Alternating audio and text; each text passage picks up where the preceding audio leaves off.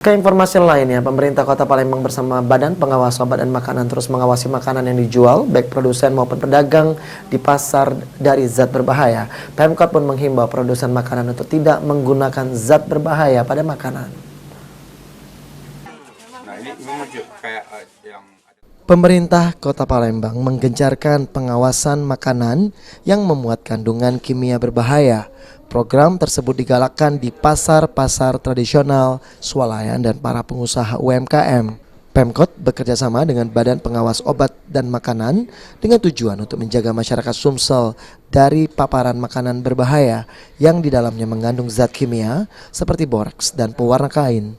Wakil Wali Kota Palembang Fitrianti Agustinda menegaskan pemerintah bersama Badan POM akan terus memonitor para pelaku usaha dan pedagang untuk memastikan barang yang dipasarkan di masyarakat aman dari zat berbahaya.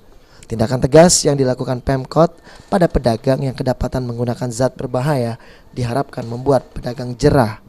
Masalah tahu selesai ya, alhamdulillah kita tidak menemukan lagi. Terus mengenai masalah mie juga alhamdulillah kita juga tidak menemukan lagi, insya Allah.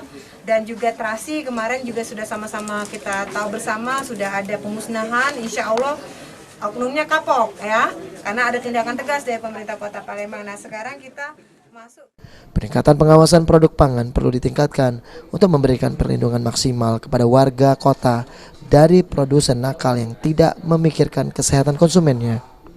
Aprianto, PAL TV.